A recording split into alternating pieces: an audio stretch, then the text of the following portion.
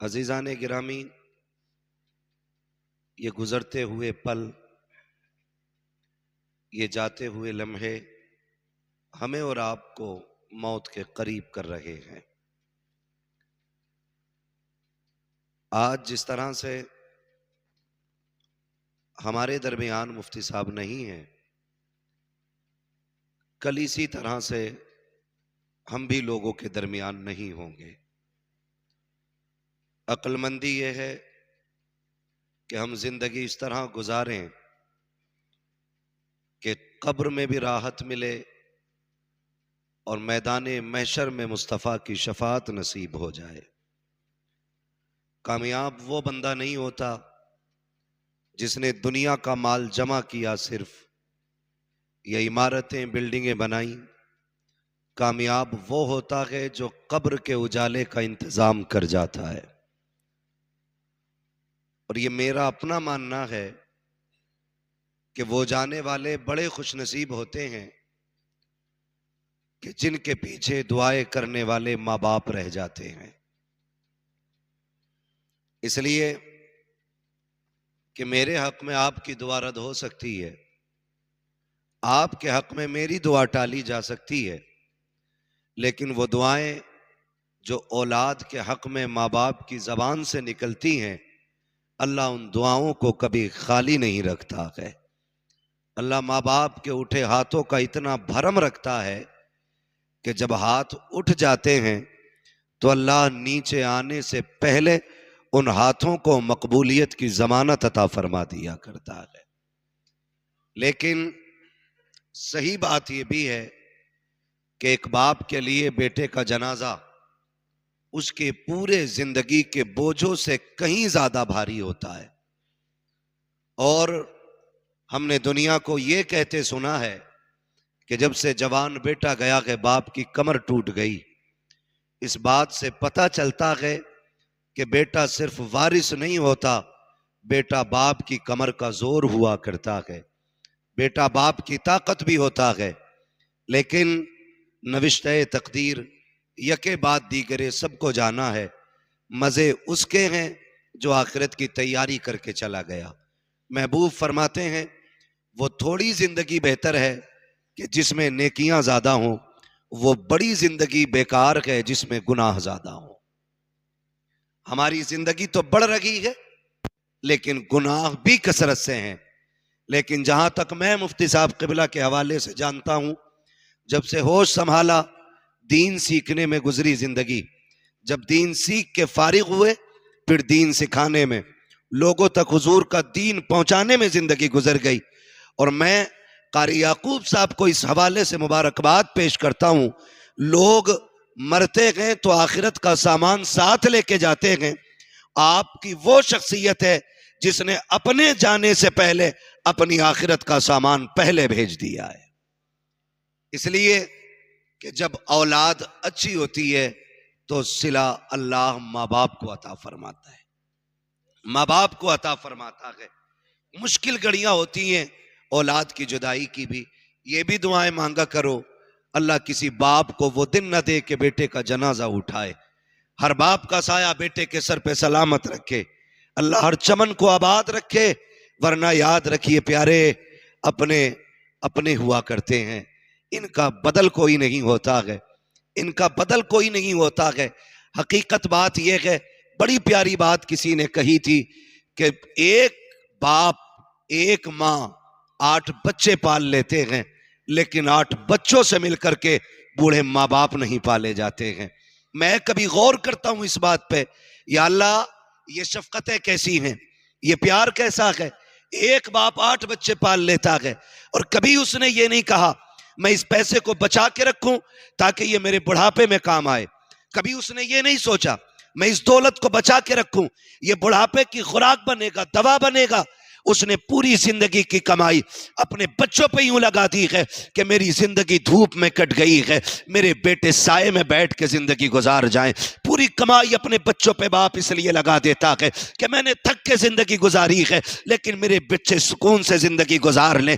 کل جب یہی بچے جوان ہو جاتے ہیں، ماں باپ بوڑھے ہو جاتے ہیں، تو چند پیسے کمانے والے بیٹے کیا کہتے ہیں؟ ابا جی اب تمہارے خرچے ہم سے نہیں اٹھائے جاتے، اب تمہاری ضرورتیں ہم سے پوری نہیں ہوتی، جاؤ جا کے دنیا کو بتا دو۔ خدا کی قسم وہ بچے کبھی سکھ میں نہیں رہتے جو باپ کے خرچے نہیں اٹھاتے، ایش وہی اولاد کرتی ہے جو اپنی کمائی ماں باپ کے قدموں پہ لٹایا کرتی۔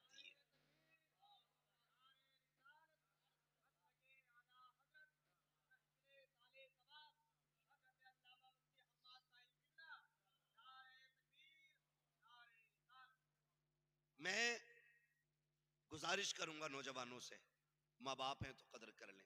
ابھی ایک جگہ چندہ ہو رہا تھا، میں مائک پہ تھا، تو میں نے اعلان کیا کہ جس کو اپنے ماں باپ کی پراپرٹی کا حصہ ملا ہے یا ملنے والا ہے، لازم ہے کہ اس کی جائیداد سے وہ اس کے ثواب کے لیے کچھ نہ کچھ خرچ کرے۔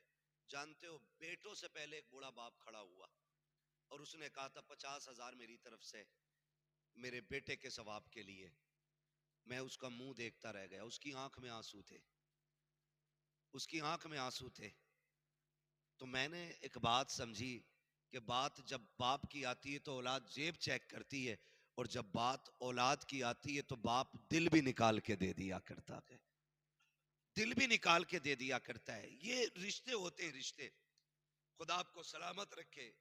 ماں باپ کا رشتہ بڑا اہم رشتہ ہوتا ہے، بہت اہم رشتہ ماں باپ کا ہوتا ہے۔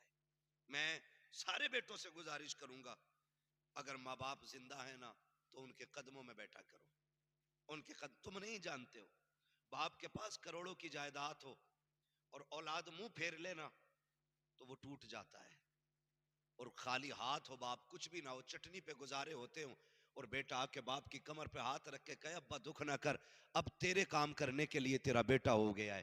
خدا کی قسم وہ باپ اپنے آپ کو اپنے وقت کا بادشاہ تصور کرنے لگتا ہے، بادشاہ تصور کرنے لگتا ہے۔ اور یاد رکھیے گا، میں یہ بات اکثر کہتا ہوں کہ پوت سے زیادہ پوتے پیارے ہوتے ہیں۔ کہاوت ہے نا، پوت سے زیادہ پوتے پیارے ہوتے ہیں۔ کیوں؟ کیوں؟ جبکہ بڑا قریبی رشتہ تو بیٹے سے ہے، لیکن بیٹے سے زیادہ دادا کو پوتا پیارا ہوتا ہے۔ جانتے ہو کیوں؟ اس کی وجہ اہل خرد نے یہ بتائی ہے کہ اسے اپنے پوتے میں اپنے بیٹے کا بچپن نظر آیا کرتا ہے۔ تیرے ماں باپ تجھ پہ ظلم کریں، پھر بھی تجھے حق نہیں ہے تو ان کے خلاف زبان کھولے، ان کی زبان کے خلاف زبان کھولے، ظلم کے باوجود بھی۔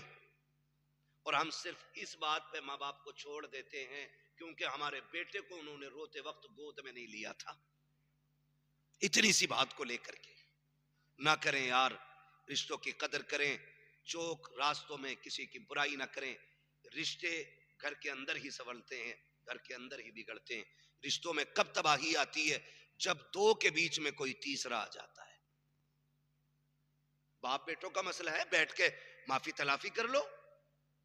ایک بار ابا کے پیر پکڑ، کہتا نہیں نہیں میرے ابا بڑے سخت ہے، میں کہتا ہوں خدا کی قسم یہ اوپر سے سخت ہے، اندر سے اس سے زیادہ کوئی نرم نہیں ملتا ہے، ملتا ہی نہیں ہے۔ آج کہہ رہا نہیں نہیں مجھے ابا کی صورت نہیں دیکھنی، میرا نبی ہے۔ سگے چچا بغل میں چل رہے ہیں، پیچھے ہو گئے، آقا نے ہاتھ پکڑ لیا، چچا پیچھے نہ چلیں، محبوب تیری جوتیوں کا صدقہ مل جائے، یہی زندگی کی معراج ہے۔ کہا چچا میرے ساتھ چلا کریں۔ کہا کیوں؟ کہ لوگ کہتے ہیں تمہاری شکل میرے باپ عبداللہ سے ملتی ہے، جب آپ پیچھے چلتے ہیں تو مجھے لگتا ہے کہ میرے باپ کی پیٹھ ہو گئی ہے مجھ سے۔ نبیوں کا امام ہو کر کے صرف ملتے چہرے کی اتنی قدر کرتا ہے، اگر سگے باپ کا دور پاتا تو وہ کتنا احترام کر کے دکھاتا۔ میں پوچھنا چاہتا ہوں بدلیں اپنے رویے، بدلیں اپنے رشتے۔ کائنات میں سب سے بڑی دولت ماں باپ کی دولت ہے۔ اللہ نے محبوب کو 2000 سے زیادہ لقب عطا فرمائے۔ کتنے؟ 2000 سے زیادہ. جو خصاب پتہ چودھری ہو وہ قطعی نہ بولے, یہاں وہ بولے جو حضور کا نوکر بن کے بیٹھا ہے. کتنے رشتے, کتنے نام؟ 2000 سے زیادہ عطا فرمائے. لیکن آقا کریم فتح مکہ ہوئی, حضور نے نماز پڑھائی, 14,000 کا لشکر پیچھے سب بسب کھڑا ہے. نماز پڑھا کے فارغ ہوئے, ٹیک لگا کے بیٹھے رونے لگ گئے. حضرت عمر دوڑ کے آ گئے, قدموں میں بیٹھے, محبوب کسی نے کچھ کہا ہو تو جوانیاں لوٹا دیں گے, بتائیں زندگی قربان کر دیں گے, روئے کیوں؟ کہا عمر آج مجھے میری ماں کی یاد آ گئی ہے, آج میری ماں کی یاد آئی ہے. یہ کون کہہ رہا ہے؟ یہ میرا نبی کہہ رہا ہے. نبی آج ہماری 2 کوڑی کی اوقات نہیں, اور اپنے ماں باپ کے آگے زبان چلاتے ہیں, ان کے آگے بگڑ جاتے ہیں. نبیوں کا امام کہہ رہا ہے عمر آج ماں یاد آ گئی. یا رسول اللہ آپ کو بھی ماں یاد آتی؟ کہا ہاں. آقا بتائیں نا کیا یاد آئی؟ حضور کہتے عمر میرا جی چاہتا ہے, میری ماں نے مجھے تب دیکھا تھا جب میں چھوٹا سا تھا, کاش آج دیکھتی میری ماں. درختوں کو سجدہ کرتے دیکھتی تو ماں کا کلیجہ ٹھنڈا ہوتا. میری ماں کو صرف ایک تکلیف رہی, میرا بیٹا یتیم ہے, اکیلا ہے. آج پتھروں کو میرا کلمہ پڑھتے دیکھتی تو میری ماں کتنی خوش ہوتی. آج 14,000 کی امامت کی ہے میں نے, اور یہ 14,000 صرف نماز پڑھنے والے نہیں, عمر یہ میرے اشارے پہ جان دینے والے کھڑے تھے. آج میری ماں ہوتی, میرے ان دیوانوں کو دیکھتی تو کتنی راضی ہو جاتی. عمر بھی اشکبار ہے, نبی بھی اشکبار ہے. آقا اور کیا یاد آ رہی ہے؟ میرا نبی کہتا ہے عمر سنو, آج میرا جی چاہتا تھا کاش میری ماں ہوتی, میں مصلی امامت پہ ہوتا, میری ماں حجرے کے اندر ہوتی, اندر سے آواز آتی بیٹے محمد میری بات سن جا. آقا کہتے ہیں عمر نماز توڑ دیتا, مصلی چھوڑ دیتا, ماں کی خدمت میں چلا جاتا. آقا نماز چھوڑ جاتے. جی عمر, آقا کس لیے؟ میرے نبی کہتے ہیں عمر نماز خدا کے لیے ہے, لیکن یاد رکھو خدا بھی تب راضی ہوتا ہے جب ماں باپ راضی ہوا کرتے.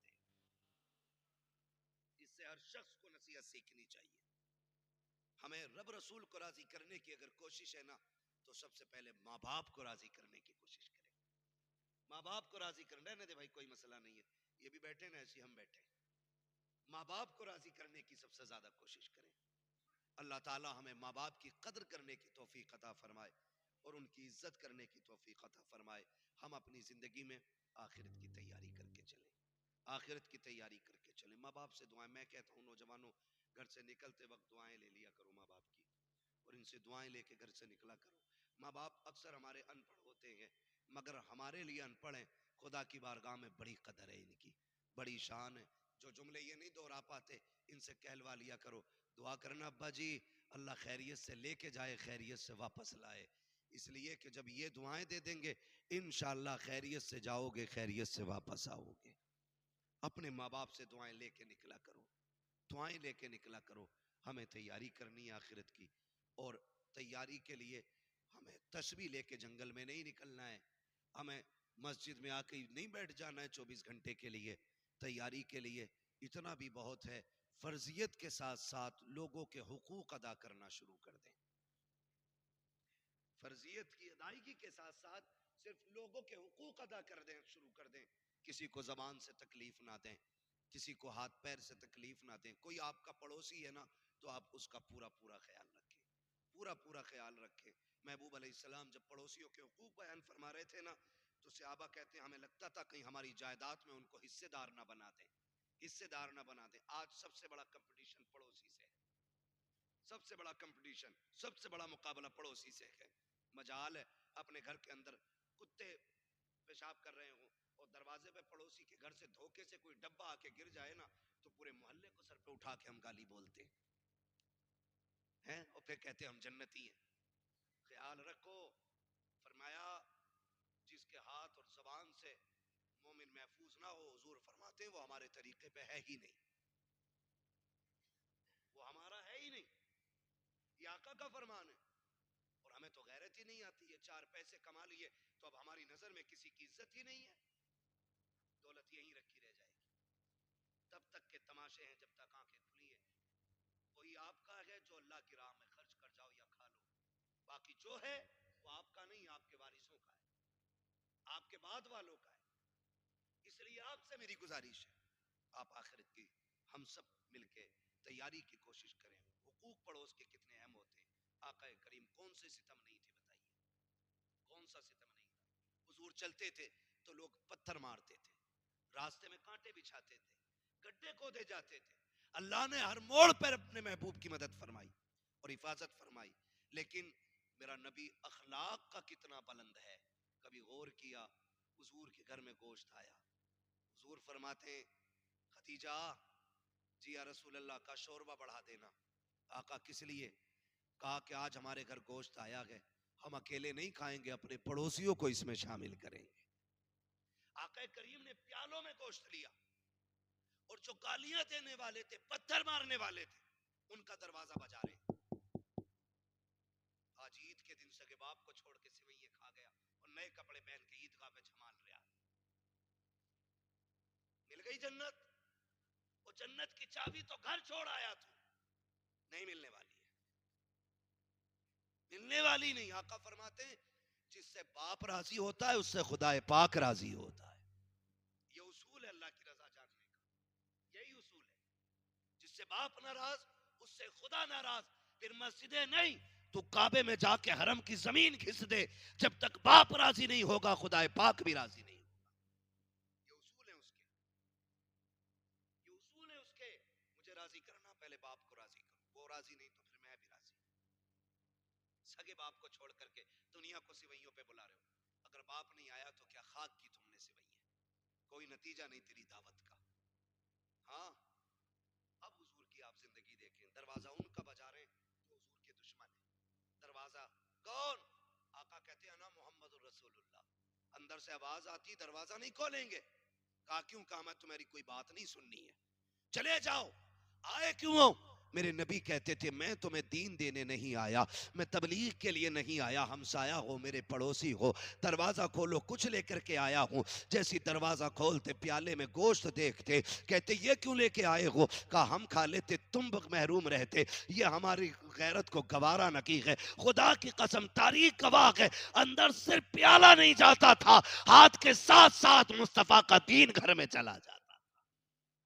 آج بھی اس اخلاق کی ضرورت ہے، آج بھی اس کردار کی ضرورت ہے، آج بھی ایسے رویے اختیار کرنے کی ضرورت ہے جس سے ہمارے مصطفیٰ کے دین کی جھلکیاں نظر آنی چاہیے. دین کی جھلکیاں. وہ لوگ یہ کہنے پہ مجبور ہو جائیں اگر امتی اتنے شان والے ہیں تو پھر ان کے نبی کتنے شان والے ہوں گے. یہ ایک ایسا ماحول ہمیں بنانا ہے اور آخرت کی تیاری کرنی ہے. اس سے پہلے کہ مسجد سے ہمارا بھی اعلان ہو، ہم اپنے اعلان کی تیاری خود کر لیں. اور جو کہتے ہیں دیکھا جائے گا، کر لیا جائے گا. ابھی عمر کیا آئی ہے، ابھی تو بال کالے ہیں، ہوئے نامور بے نشاں کیسے کیسے، زمین کھا گئی آسماں کیسے کیسے. بڑے بڑے آج زمین کے اندر چلے گئے لوگ جن کے نام کی دعائیاں دیتے تھے، آج وہ بھی منو مٹی کے نیچے ہیں. تیری میری اوقات کیا ہے. 8 دن نہیں بن لگیں گے کہ یہ کیڑے کھا جائیں گے بدن، کچھ نہیں بچنا ہے، بال ہڈیاں ساری گل جانی ہے. او بھائی پھر اس کے لیے فکر نہیں کرنی ہے، ہمیں آخرت کی زندگی کے لیے فکر کرنی ہے. آخرت کے لیے میں ان سے گزارش کروں گا کہ جو لوگ ابھی داڑھی رکھنے سے محروم ہیں، خدا توفیق دے چہرے سجا لیں، حضور کی سنت سجا لیں اپنے چہروں پہ، تاکہ جب کفن میں لپٹ کے جائیں تو فرشتے دیکھ کے یہ نہ پوچھیں کس کا امتی ہے، کہاں سے آیا، کون ہے، بلکہ تیرے چہرے کے بال بتا دیں حضور سے محبت کر کے قبر تک آیا گئے. وہ کہا تھا بیدم نے کہا تھا ہاں کیا بات ہو محشر میں سجدے کیے جاؤں، تم ہنس کے کہے جاؤ دیوانہ ہے دیوانہ. میں ہوش و حواس اپنے اس بات پہ کھو بیٹھا، تم نے جو کہا ہنس کر آیا میرا دیوانہ. اتنا تو کرم کرنا اے چشمے کریم آنا، جب جان لبوں پر ہو تم سامنے آ جانا. جب جان لبوں پر ہو تم سامنے آ جانا. تیاری کر کے جاؤ، لینے کے لیے حضور آئیں گے. ان کے دین کی خدمت کرو. میں نہیں جانتا مفتی صاحب نے موت کے وقت کیا کیا دیکھا ہوگا، لیکن ان کے اعمال، ان کی دین کی خدمت، حضور سے غلامی کا رشتہ اور ان کی دی ہوئی ڈیوٹی پہ وہ ایسے کھڑے تھے، ایسے کھڑے تھے. ہمارا ایمان کہتا ہے کہ ان کے انتقال کے بعد انتقال کے وقت اگر حضور نہ بھی آئے ہوں گے تو ایک ٹھنڈا جھونکا حضور کے مدینے سے ضرور آیا ہوگا.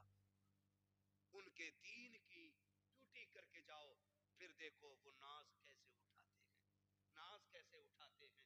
علماء جانتے ہیں بریلی کے امام احمد رضا اعلیٰ حضرت کے وصال کا وقت آیا نا، ایک شخص نے خواب میں دیکھا حضور تشریف فرما گئے، ابو بکر و عمر بیٹھے ہیں. حضور کیسے بیٹھے؟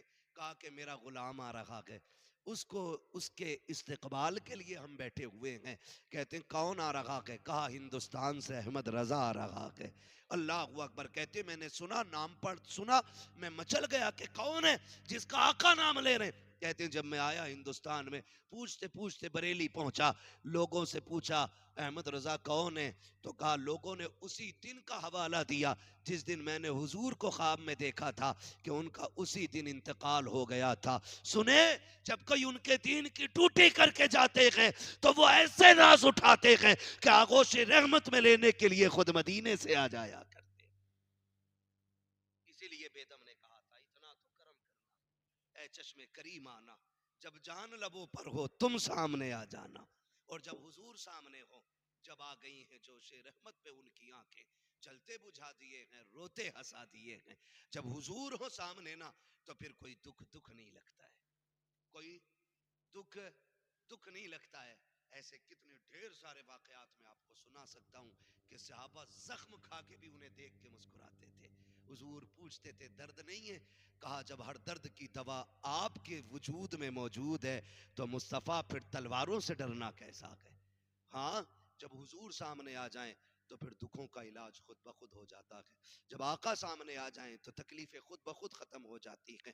دعائیں مانگا کریں اللہ سے، اللہ آخری وقت میں حضور کا جلوہ دکھا دینا، حضور کا چہرہ دکھا دینا. یا اللہ سے مانگا کرو. ایک زیارت ہے موت کے وقت کی، ایک زیارت ہے قبر کے وقت کی، ایک زیارت ہے حشر کی. اللہ سے کہو مالک ہمیں ہر منزل پہ مصطفیٰ کی زیارت نصیب فرما دینا. یہ مانگا کرو. اور جب قبر میں حضور آئے، قبر میں حضور تشریف لائیں گے، اعلیٰ حضرت کیا کہتے ہیں؟ قبر میں لہرائیں گے تا حشر چشم نور کے، جلوہ فرما ہوگی جب طلعت رسول اللہ کی. حضور آئیں گے تو پھر قبر میں اندھیرا ہی کدھر رہ جائے گا. جب وہ آئیں گے تو ان کے رخ روشن کی چمک ایسی ہوگی کہ چاند سورج سے زیادہ اس کی قبر کو اللہ روشن فرما دے گا. لیکن ہمارا بھی تو منہ ہونا چاہیے نا، ہمارا بھی تو منہ ہونا چاہیے. میں کہوں یار حضرت سے تھوڑی سی بارش کر دینا تو آپ کہو گے نہیں نہیں یار بتائیں وہ ناراض ہے، میں نہیں کہہ سکتا.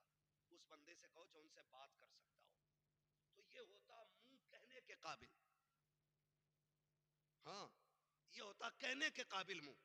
تو ہم کم سے کم چہرے ایسے بنا لیں، قبر میں پہنچے فرشتے کفن کھولیں، داڑھی کی چمک دیکھ کے کہیں حضور کا غلام لیٹا ہوا ہے، اور حضور دیکھ کے مسکرا دیں. اگر وہ مسکرا دیے خدا کی قسم قبر کے سارے سوال آسان ہو جائیں گے. اور اگر وہ ناراض ہو گئے چہرہ پھیر لیا تو پھر لینے کے دینے پڑ جائیں گے، لینے کے دینے پڑ جائیں گے. کیونکہ ان کی چوکھٹ کے سوا کوئی اور چوکھٹ ہے ہی نہیں جو ہمیں خدا تک لے کے جا سکتا ہے. صرف حضور کی ذات ہے جو ہمیں خدا سے ملوا سکتے ہیں، باقی بس کی بات نہیں. اور پھر منظر آنا ہے قبر سے اٹھنے کا. حضور فرماتے ہیں میں اپنی قبر سے اٹھوں گا اور اس طرح اٹھوں گا کہ میرے داہنے ہاتھ میں ابو بکر کا ہاتھ ہوگا، بائیں ہاتھ میں میرے عمر کا ہاتھ ہوگا. کہتے ہیں پھر میں مدینے کے قبرستان میں آؤں گا، وہاں سے سب کو ساتھ لے کے پھر میدان محشر میں آؤں گا.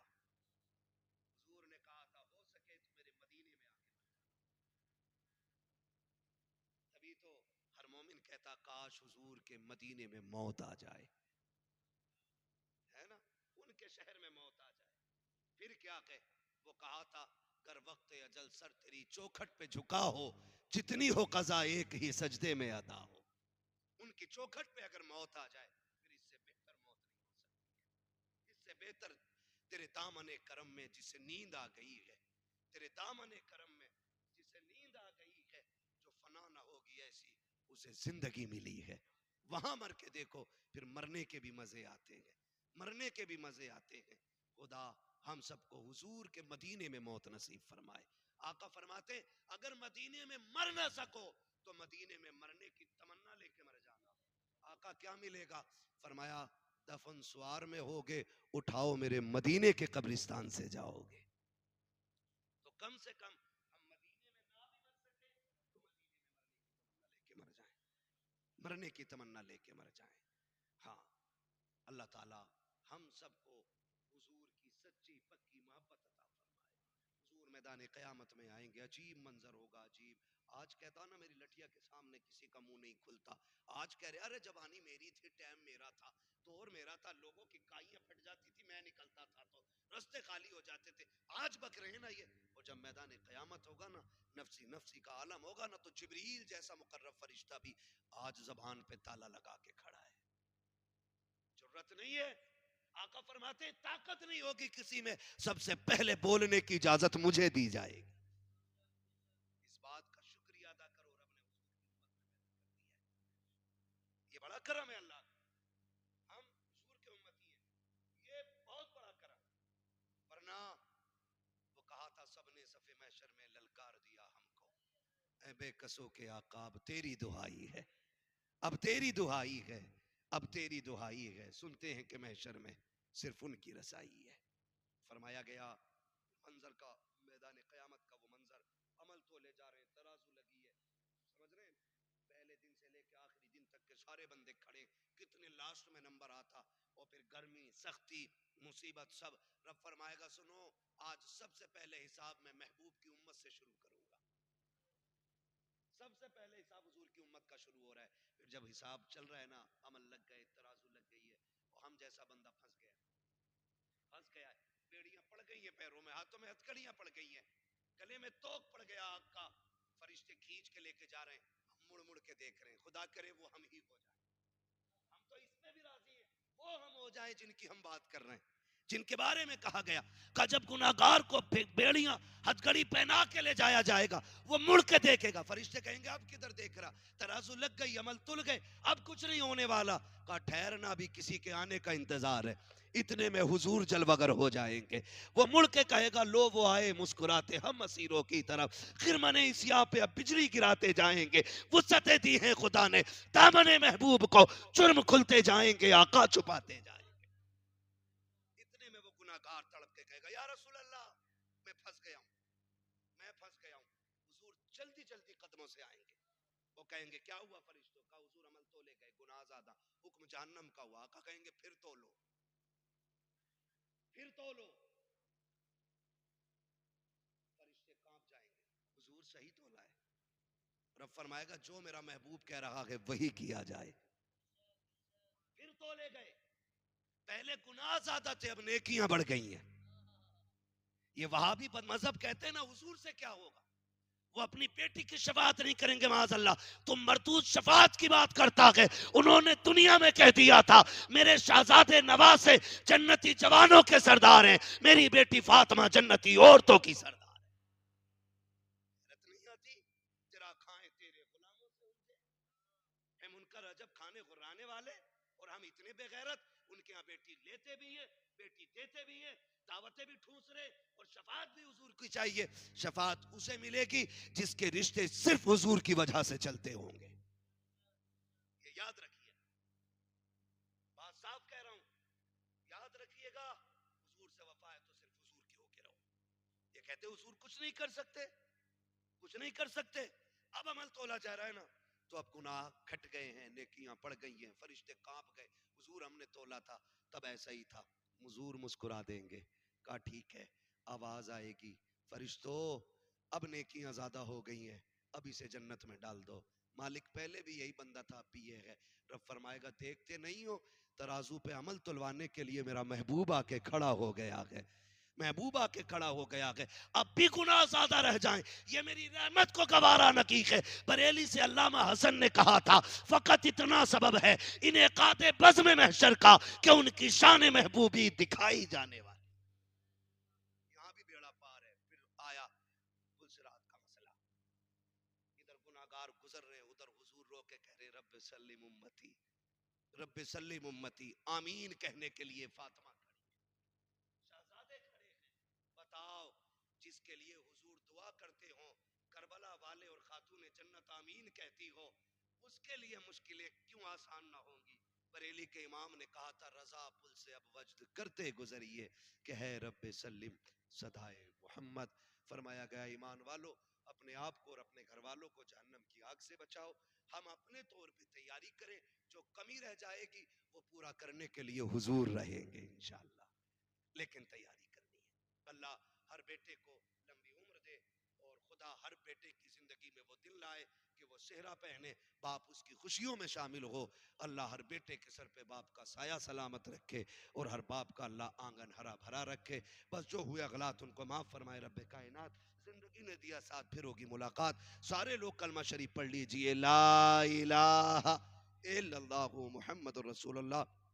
یہ جو میں نے حضور کا ذکر کیا, رب کی رحمت کی باتیں کی, اللہ اس ذکر کے صدقے میں, اس تذکرے کے صدقے میں اس کا ثواب مفتی صاحب کی روح پر فتوح کو اللہ عطا فرمائے, اور اللہ اس ذکر کے صدقے میں ان کی بے حساب مغفرت فرما کر ان کے درجات میں بلندیاں عطا فرمائے. وما علینا الا البلاغ. السلام علیکم ورحمۃ اللہ وبرکاتہ.